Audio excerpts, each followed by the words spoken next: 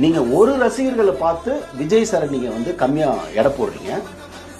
10,000 கோடி turn over பண்ற ஒரு நண்பர் வந்து எனக்கு ஃப்ரெண்டு.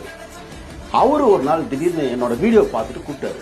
சார் நீங்க என்ன சார் விஜய் சார் வந்து 26 இல்லை 31 ஆகும், 31 தான் வருவார்னு சொல்லி அப்படி சொல்லாதீங்க சார், 26ல் வருவார் சார், அவர் வரணும் சார் அப்படின்னு பார்த்தா அவர் 10,000 கோடி டர்ன் ஓவர் பண்றவரு விஜய் சாரோட ஃபேன். எனக்கு ஷாக்கிங்கா இருந்தது. பேங்கோட சேர்மன், டீட்டெயிலானா ஒரு பேங்கோட சேர்மன், அவரு சொல்றாரு மாற்றம் வரணுங்க அப்படின்னு சொல்றாரு. என்னன்னா விஜய் ஃபேன். அப்போதான் நான் சர்ப்ரைஸ் ஆனேன். அதுல இருந்து என்னுடைய ஸ்டேட்மெண்ட்டை நான் வந்து ஸ்ட்ரைட்டா 26ல் திரு விஜய் அவர்கள் எதையோ ஒன்று பண்ண போறாருன்னு நான் பேச ஆரம்பிச்சது காரணம். ஏன்னா இவ்வளவு பெரிய செல்வாக்க கையில எடுத்துட்டாருன்னு போது திரு விஜயோட பவரை இனி யாரும் கட்டுப்படுத்த முடியாதுன்னு நான் புரிஞ்சுக்கிட்டேன்.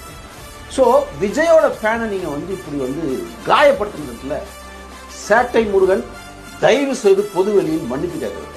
விஜய்